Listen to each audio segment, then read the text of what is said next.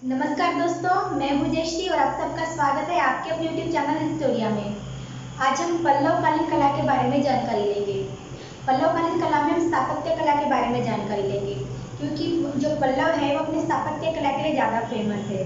या ऐसा नहीं था कि यहाँ सूरवीर महत्वाकांक्षी शासक नहीं थे, लेकिन पल्लव काल जो है इसमें बनाई गई जो स्थापत्य कला है, स्थापत्य कला की वही सारी जो शैलियाँ हैं, इसके लिए पल्लव काल जो ज़्यादा फेमस है। ठीक है, जैसे कि मैंने पहले बता चुकी हूँ कि पल्लव का जो राज रहा है तुंगभद्रा और पेंडु नदी के बीच में रहा है। सिंहवर्मन इसका संस्थापक है, सिंह का वास्तविक संस्थापक रहा है और साथ ही साथ अपराजित जो है इसका अंतिम शासक रहा है। लेकिन इसने जितने भी शासक हुए सभी के काल में कोई ना कोई एक जो कला शैली है, मतलब स्थापत्य कला शैली वो विकसित हुई है। तो वो कौन सी कला शैली है कि शासक के काल में विकसित हुई है, ये सब हम आज देखने वाले हैं। ठीक है, अगर आपको आज की वीडियो अच्छी लगे तो लाइक करना, शेयर करना, सब्सक्राइब करना ना भूले और सब्सक्राइब करने के बाद जो बेल बटन है उसको दबाना ना भूले, ताकि जब भी मैं नई वीडियो डालूँ सबसे पहले आपको मिल सके। आइए चलते हैं आज के टॉपिक पे। हमारा टॉपिक है पल्लवकालीन कला।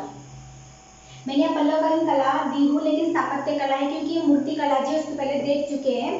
तो टॉपिक को शुरुआत करने से पहले मैं बता देती हूँ कि जो पल्लवकालीन कला है इस पर, जैसे कि मैंने बोला था कि पल्लव काल जो है इस पे धर्म जो वैदिक संस्कृति थी, शैव जो है शैव पंथ है, विष्णु पंथ है, इसका दबदबा रहा है। या फिर जो भी शासक है तो वो ज़्यादा से ज़्यादा शैव पंथ और विष्णु पंथ को मानने वाले थे। और इनके काल में जो है बौद्ध धर्म है और जैन धर्म है, इन दोनों की अवनीति हो गई थी, मतलब उनका पतन हो रहा था। फिर भी जो पल्लव काल है तो यहाँ की जितनी भी शैली है, चाहे महेंद्र शैली हो, मामल्य शैली हो, राष्ट्रीय शैली, नंदी और अपराजित, चाहे जो 5 प्रकार की जो शैली है उन सभी पर बौद्ध विचारों का प्रभाव हमें देखने को मिलता है। ये कला शैली तो वैदिक धर्म से संबंधित है, लेकिन ये इसमें जो प्रभाव है ये बहुत ज़्यादा किसका है, तो बौद्ध धर्म से संबंधित है। ठीक है, इसका पॉइंट है जो सबको नोट करके रखना है कि जो पल्लव कला शैली है उस पर बौद्ध विचारों का बहुत ज़्यादा प्रभाव हमें देखने को मिलता है। तो सबसे पहले देखेंगे हम महेंद्र शैली, जिसे मंडप शैली भी कहा जाता है। देखिए, आपको बहुत सारी बुक्स पढ़ोगे, बहुत सारे रेफरेंस जब लोगे तो आपको 4 ही कला शैली देखने को मिलेगी। कहीं आपको अपराजित कला शैली है तो कहीं पे आपको स्थापत्य कला की में नंदी वर्मन, ये दोनों में से कोई एक मिलेगी। लेकिन हमने इस वीडियो में दोनों की दोनों कलाएं ली है, दोनों स्थापत्य कलाएं ली है। मतलब मैंने अपने 5 जो है पाँचों स्थापत्य कला सभी के बारे में जानकारी दी हूँ। आप अगर देखते हो तो आपको कहीं नंदी वर्मन शैली मिलेगी तो कहीं अपराजित शैली मिलेगी। तो आपका आज का जो वीडियो है इसे अंत तक देखिए, कहीं भी स्किप मत कीजिए, क्योंकि आपने अगर स्किप किया तो क्या होगा कि किसी भी एक शैली का एक आध महत्वपूर्ण पॉइंट जो है वो छूट जाएगा। फिर एग्जाम में अगर पूछा तो आप कन्फ्यूज हो जाओगे कि किस शैली का है, और फिर आप अच्छे से लिख नहीं पाओगे और आपका मार्क्स जो है वो चला जाए।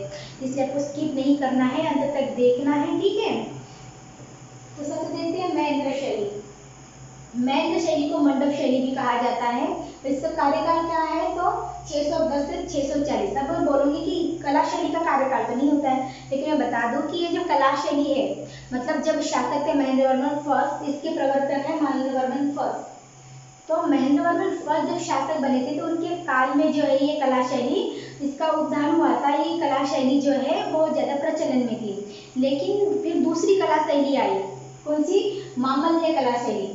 तो मामल्य कला शैली आने के पहले की और ये कला शैली जब स्टार्ट हो चुकी है तो उसका जो टाइम पीरियड रहा है वो कितना है, तो 610 से 640 तक। इन सालों में जितने भी मंदिर बनाए गए हैं, जितनी भी वास्तु बनाई गई है, तो वो किस कला शैली में बनाई गई है, तो मंडप शैली में बनाई गई है, जिसे महेंद्र शैली भी कहा जाता है। अब इसे मंडप शैली क्यों कहा जाता है और महेंद्र शैली क्यों कहा जाता है, ये आपके दिमाग में क्वेश्चन आना चाहिए। क्योंकि मैंने पहले ही बोला था कि अगर आप कॉम्पिटिटिव एग्जाम की तैयारी कर रहे हो तो आपको कब, क्यों, कैसे और कहाँ, ये 4 सवाल जो आपके दिमाग में हमेशा घूमने चाहिए, है ना। तो आपको आया होगा कि इसको दोनों शैली के कैसे नाम दिया, नाम क्यों पड़े हैं। तो कौन है प्रवर्तक इसका, महेंद्र वर्मन फर्स्ट। महेंद्र वर्मन फर्स्ट होने के कारण इसको महेंद्र शैली कहा जाता है, क्योंकि इसका जो प्रवर्तक कौन है, महेंद्र है, मतलब महेंद्र शैली। अब मंडप शैली क्यों कहा जाता है, ठीक है, मोस्टली बुक्स में आपको जो इसका मंडप शैली ही नाम मिलेगा। अब ज़्यादातर बुक देखोगे तो जो महेंद्र शैली है आपको बहुत कम देखने को मिलेगी। इसको मोस्टली ज़्यादा से ज़्यादा बुक्स में मंडप शैली कहा गया है, और अगर एग्जाम में पूछेगा भी तो मंडप शैली पूछेगा। ठीक है, और मैं बता दूं 2016 पे इस शैली पे क्वेश्चन आया था। कौन सा क्वेश्चन आया था मैं आगे बताऊंगी। ठीक है, अगर किसी स्टूडेंट ने 2016 की नेट एग्जाम दी होगी, उसे पता है कि वो क्वेश्चन उसको जल्दी रिमाइंड हो जाएगा, ठीक है। उसके बाद देखते हैं कि मंडप शैली क्यों कहा जाता है। तो आपने मंडप देखे होंगे, आप कहीं शादी वगैरह में गए हो या फिर किसी कार्यक्रम में गए होंगे तो वहाँ मंडप बनाए होते हैं। कैसे मंडप बनाए होते हैं कि स्तंभ होते हैं ना, 4 ऐसे पोल बनाए होते हैं, 4 भी बहुत ज़्यादा भी ऐसे नहीं कि 4 ही होते हैं, तो मैं बता रही हूँ कि पोल बनाए होते हैं, उस पर छत टाइप लगा होता है। तो मंडप होता है ना, आपने अगर देखा होगा शादी में कार्यक्रम में, तो वो उस मंडप टाइप के थे ये। अब वो कैसे थे देखते हैं कि ये बहुत सादगी भरे थे।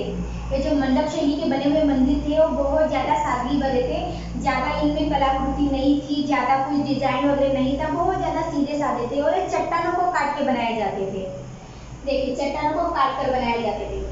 पल्लव शैली के पहले हमेशा ध्यान रखिए, पल्लव शैली के पहले जितने भी मंदिर दिखेंगे आपको वो कैसे बनाए गए हैं, तो गुफाओं के अंदर बनाए गए हैं, ठीक है। पल्लव शैली के जो मंदिर है वो गुफाओं के ऊपर बनाए, मतलब गुफाओं को काट कर बनाए गए हैं।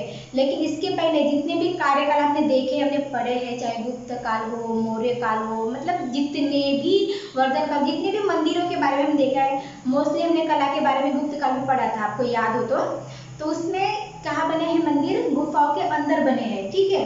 गुफाओं के अंदर मंदिर है और इस कला में क्या है, गुफाओं में मंदिर है, ठीक है। बाकी कैसे कि गुफाओं में बने हुए मंदिर है, लेकिन इसमें कैसा है कि गुफाओं को काट कर मंदिर बनाए गए, गुफाओं को बीच में से मतलब आकार दिया गया है, उसको काटा गया है, तराशा गया है पत्थरों को, उस पर मंदिर बनाए गए।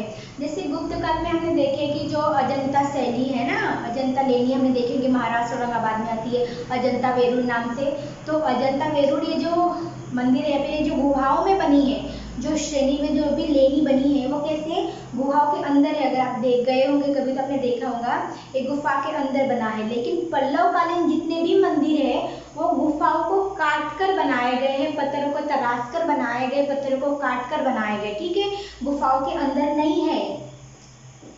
उसके बाद देखेंगे स्तंभों पे सभे हैं और भीतर इनके बरामदा है। जैसे कि मैंने पहले बता दिया कि इसे स्तंभ पोल लगे होते हैं और उसके ऊपर एक छत होता है।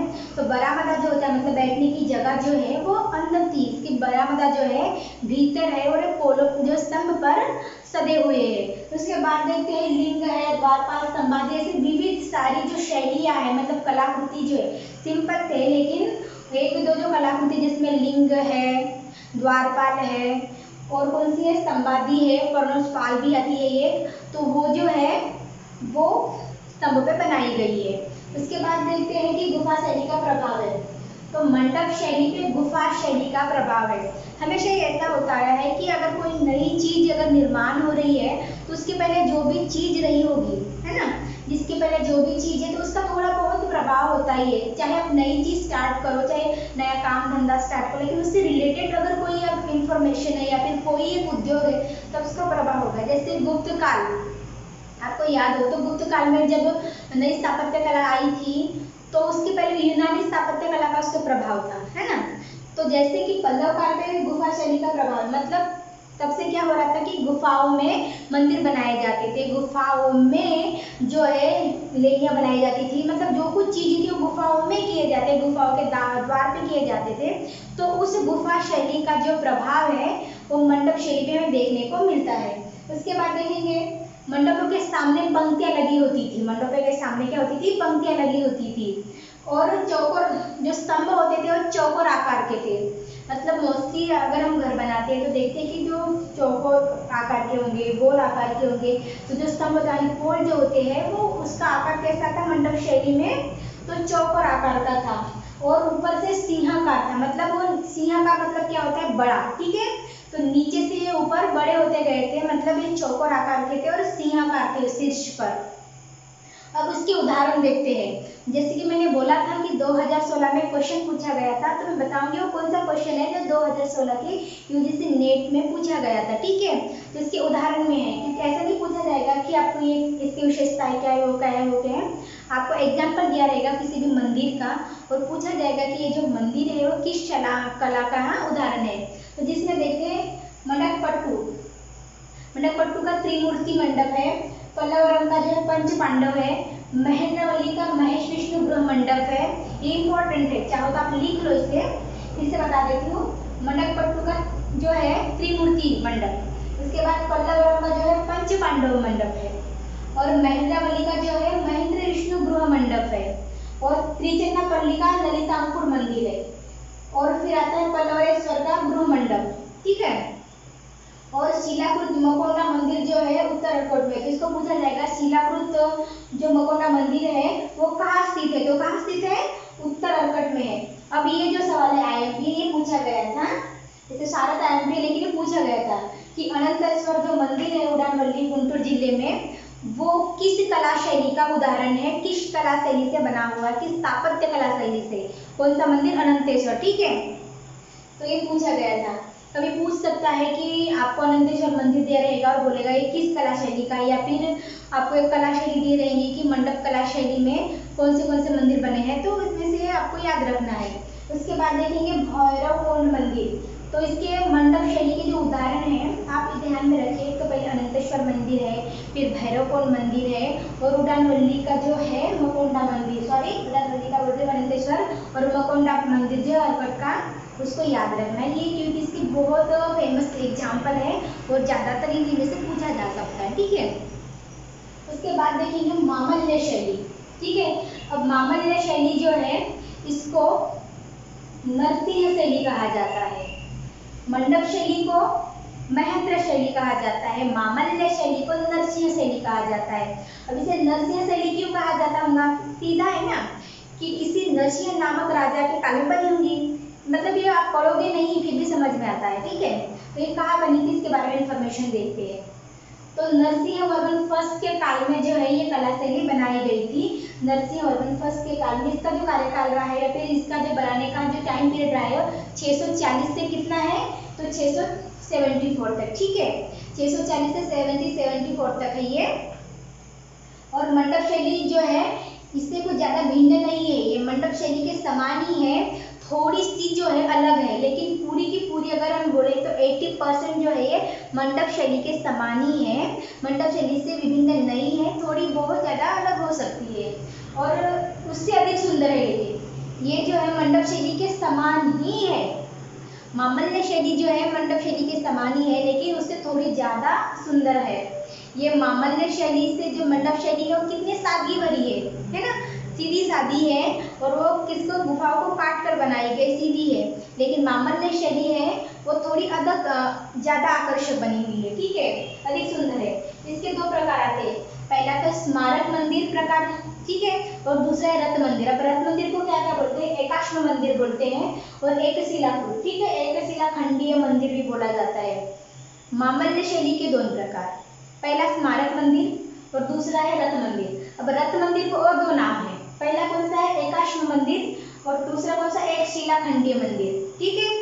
इसको ध्यान में रखिए, एक शिलाखंडीय, एक एकाश्म और रथ, ये एक ही कला है, और दूसरा है स्मारक, और ये दोनों किसके उदाहरण हैं, तो मामल्य शैली के। मामल्य शैली का नाम क्या है दूसरा, नरसिंह शैली, ठीक है। नरसिंह शैली क्यों पढ़ाएंगे, नरसिंहवर्मन ने उसे प्रवर्तक है, उसके काल में उसका जो है उदय हुआ है, ठीक है। और इसको सप्त, इसमें जो रथ मंदिर है, जो रथ मंदिर बने हैं तो उनको सप्त पगोड़ा के नाम से भी जाना जाता है।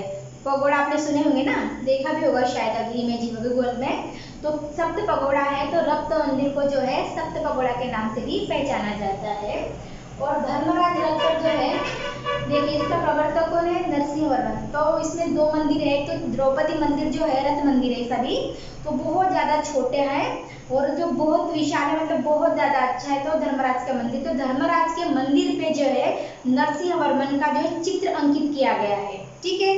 अब इस मामल्य शैली के हर एक प्रकार को हम एक एक प्रकार को देखेंगे। तो सबसे पहला प्रकार देखेंगे हम स्मारक मंदिर। तो स्मारक मंदिर जो है वो बहुत बड़े पर्वत, तो जो मुख्य पर्वत है उसको काट कर 10 मंदिर बनाए गए हैं। एक ही पर्वत पर है, एक मुख्य पर्वत को काट कर उस पर 10 स्मारक मंदिर बनाए गए हैं। और ये जो है सभी के सभी, यहाँ पे अविरह मंदिर जो है, अविरह मंदिर जो है बहुत आईएमपी है। महिषमर्दिनी मंदिर जो है आईएमपी है, उसके साथ रामानुजन मंदिर जो है बहुत आईएमपी है। पंचपांडव मंदिर जो है वो आईएमपी है। और इसका आकार देखें तो हम इसका आकार जो है विशेष प्रकार का अलंकृत आकार है, ठीक है।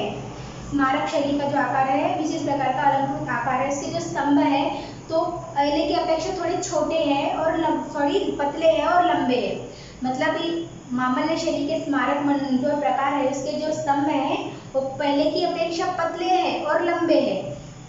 मंडप शैली के चौकोर है और सिंहाकृति है, मतलब चौकोर है और ऊपर बड़े होते गए हैं, लेकिन ये स्मारक के क्या है, थोड़े पतले हैं और लंबे बनाए गए, और इनके ऊपर कुंभ है, पद्म है, विविध कलाकृति बनाई गई है। कुंभ है, फलक है, पद्म है, ऐसे विविध जो कलाकृति है इन स्तंभों पे बनाई गई है।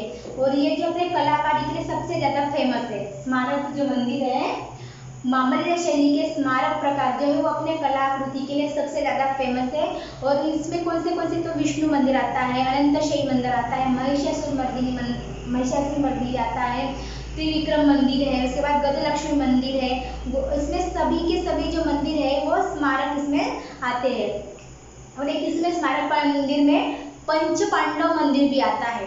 और जो पंच पांडव मंदिर है उसमें जो कृष्ण भगवान होते हैं, तो कृष्ण भगवान द्वारा गोवर्धन पर्वत जो है उसको उंगली पे उठाने का मनोहारी जो दृश्य है वो पंच पांडव मंदिरों में दिखाया गया है। इसको याद रखिएगा कि पंच पांडव जो मंदिर है उसमें क्या दिखाया गया है, तो भगवान कृष्ण ने अपने उंगली पे गोवर्धन पर्वत उठाया है, उसका मनोहारी दृश्य जो है वो पंच पांडव मंदिर में है। और अविराह जो मंदिर है, अधिविराह मंदिर जो है, अधिवराह मंदिर जो है, तो अधिवराह मंदिर में क्या हुआ है कि जो राजघराना है, तो राजघराने के संबंधित जो दृश्य उसका अंकन किया गया है। मतलब इनके काल में जितने शासक है तो उनके काल में जितने भी राजघराने हुए हैं तो उन सभी का मतलब नरसिंह वर्मन तक के जितने शासक हुए उन सभी राजघरानों के जो शासक है उनका दृश्य जो है आदिवराह मंदिर में बनाया गया है। और पंच पांडव मंदिर में क्या बनाया गया है, तो भगवान कृष्ण द्वारा गोवर्धन पर्वत जो है अपने उंगली पे उठाने का मनोहारी दृश्य जो है वो पंच पांडव में है। ठीक है, उसके बाद हम देखेंगे रथ मंदिर। जैसे कि मैंने बोल दिया है कि रथ मंदिर को एकाश्व मंदिर बोला जाता है, एक शिलाखंडीय मंदिर भी बोला जाता है ना। तो इसके बारे में जानकारी देखते हैं। तो ये जो रथ मंदिर है पत्थरों को तास कर बनाए गए हैं। गुफाओं को देखो, महेंद्र शैली की गुफाओं को काट कर बनाए गए हैं। रथ मंदिर जो है ये पत्थरों को तास कर बनाए गए हैं।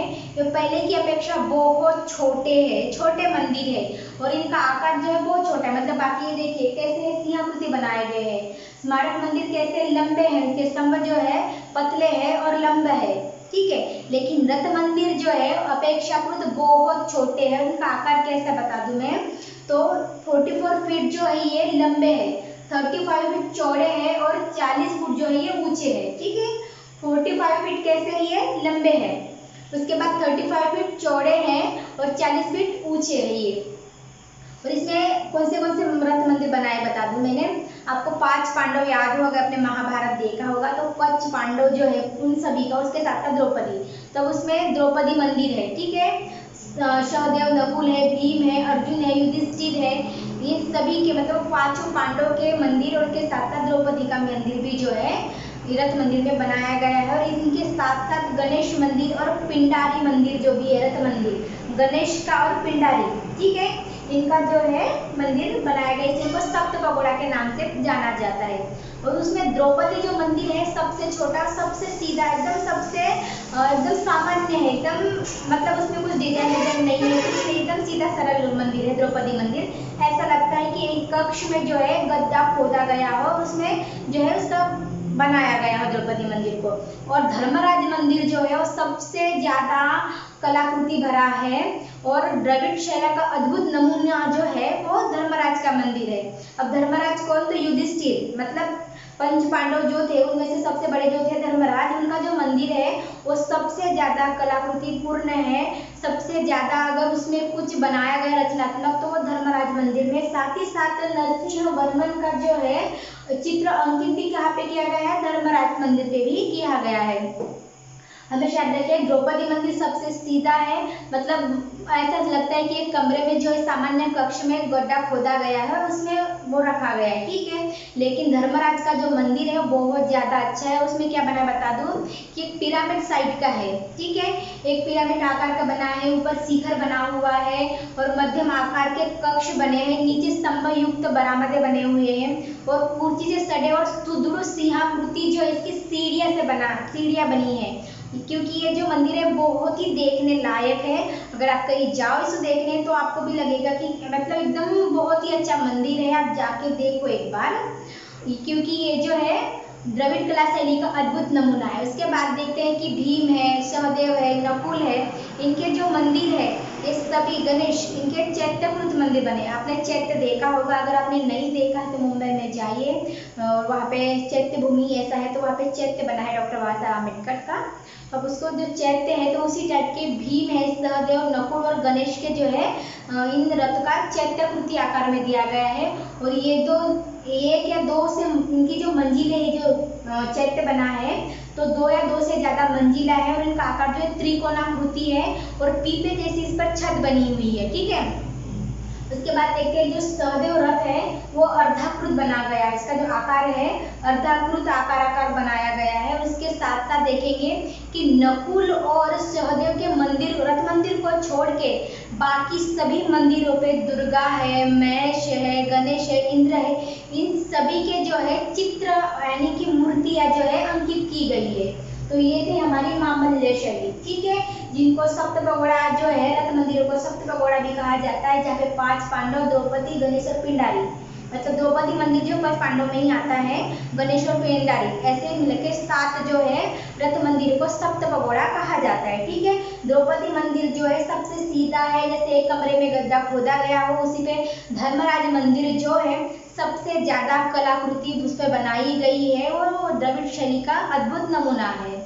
उसके बाद देखेंगे हम थर्ड शैली जो है, देखेंगे मंडप शैली देखिए, मामल्य शैली देखिए। अब है हमारी राष्ट्रीय शैली। थोड़ा ज्यादा लंबा नहीं होगा वीडियो, मैं बता देती होगी, नहीं तो आपको लगे कि बहुत ज्यादा हो रहा है, आई नो कि थोड़ा टाइम हो रहा है। तो राष्ट्रीय शैली जो है इसका जो कार्यकाल है 647 से 800 तक। ठीक है, तो ये कौन सी शैली है? राष्ट्रीय शैली है, नरसिंह शैली है। ठीक है, और वो महेंद्र शैली। तो राष्ट्रीय शैली जो है ईंट और पत्थर से बनाई गई है। पॉइंट नोट करने वाली बात है कि बाकी की जो है पत्थरों को तराश कर बनाई गई है, गुफा में बनाई गई है, वहीं पे राष्ट्रीय शैली जो है ईंट और पत्थर जो है उसका ताश कर बनाई गई है। और सभी के सभी जो है महाबलीपुरम में जो है इसके मंदिर है। ठीक है, महाबलीपुरम में इसके मंदिर है। और नरसिंहवर्मन सेकंड, मामल्य शैली का नरसिंहवर्मन फर्स्ट, राष्ट्रीय शैली का नरसिंहवर्मन सेकंड जो है उसका प्रवर्तक है। अब मैं बता दूं कि मैं जब नरसिंहवर्मन सेकंड पढ़ा रही थी तो मैं बताई थी कि उन्होंने राष्ट्रीय नामक उपाधि धारण कर रखी थी। उस कला मतलब कला शैली भी है और उनका जो नाम ही है वो भी राष्ट्रीय है। ठीक है, उनका तो इनको जो राजसिंह है ये नाम बहुत प्यारा था और इसी काल में राष्ट्रीय शैली नामक जो स्थापत्य कला इसका उगम हुआ है। ठीक है, और इसमें जो प्रथम था इसका जो मंदिर है ये राष्ट्रीय शैली का शौर मंदिर जो है प्रथम बनाया गया है। और इसके प्रमुख मंदिरों के बारे में हम देखते हैं तो कैलाश मंदिर है राष्ट्रीय शैली का सबसे अद्भुत नमूना है। ठीक है, शौर मंदिर जो है वो पहला मंदिर बनाया गया राष्ट्रीय शैली में और कैलाश मंदिर जो इसका अद्भुत नमूना है। तो इसके और उदाहरण देखते हैं हम अपने चरणोत्कर्ष के लिए। जो कैलाश मंदिर है सबसे ज्यादा फेमस है उसमें, मतलब उसकी कला के लिए।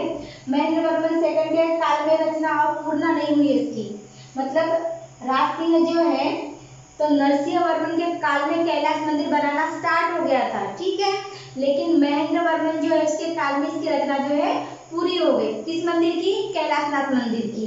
शौर मंदिर जो राष्ट्रीय शैली का प्रथम मंदिर है और राष्ट्रीय शैली का कैलाश मंदिर जो है नरसिंह सेकंड के काल में बनाना स्टार्ट हो गया था और महेंद्रवर्मन जो है सेकंड उनके काल में उसका कार्यकाल जो है वो पूरा हो गया था।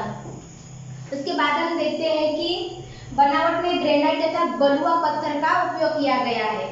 क्योंकि मैंने बोला ईंट और पत्थरों से बना गया है, तो कौन से पत्थर? तो ग्रेनाइट और बलुआ पत्थरों से ये बनाया गया है, हमेशा ध्यान में रखिएगा। राष्ट्रीय शैली के मंदिर जो है बलुआ और ग्रेनाइट जो है इससे बने हुए हैं।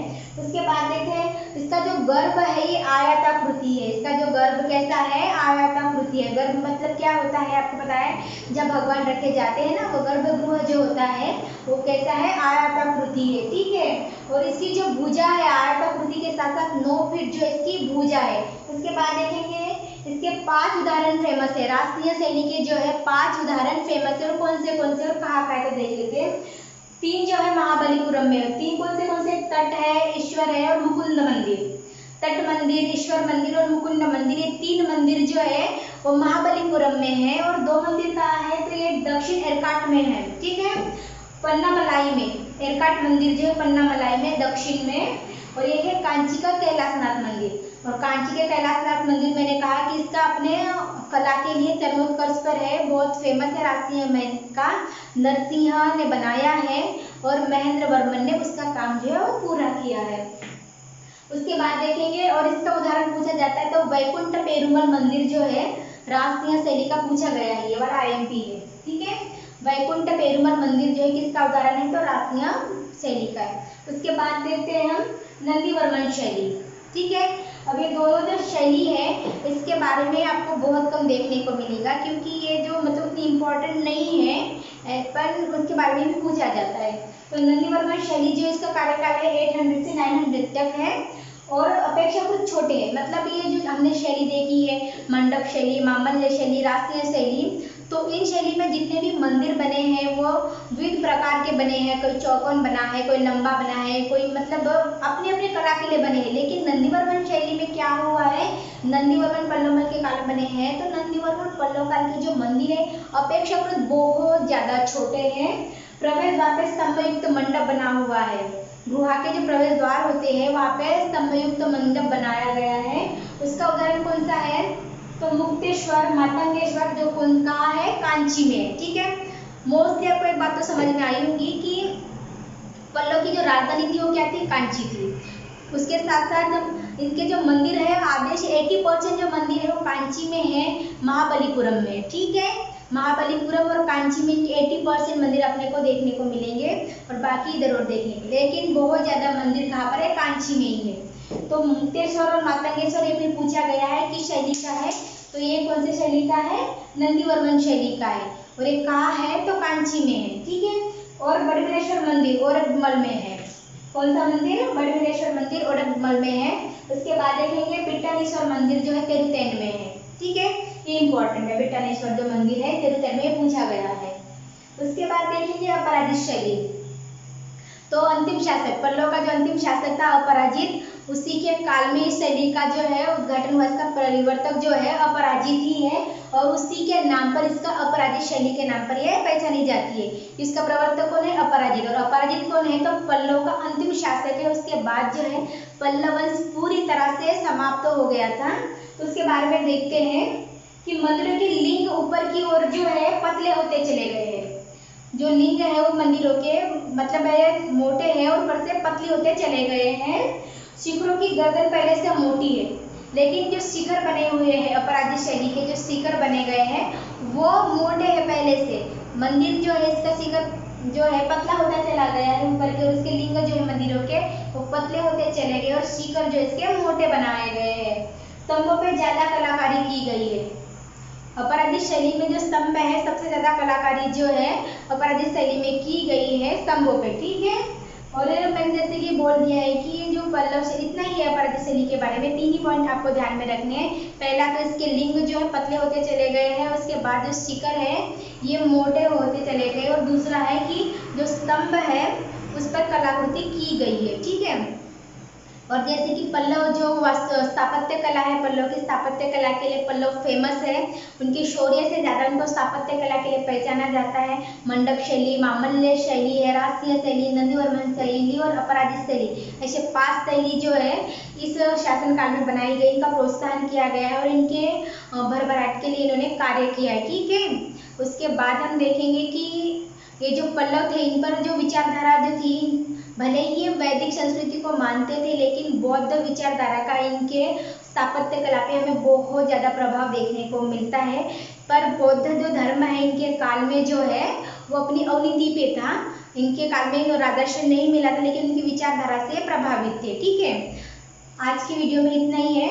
आप सभी का शुक्रिया कि आपने अंत तक देखा है। अगर आपको आज की वीडियो अच्छी लगे तो लाइक करना, शेयर करना, सब्सक्राइब करना ना भूलें, और देखते रहिए आपका अपना YouTube channel Historia. Thank you.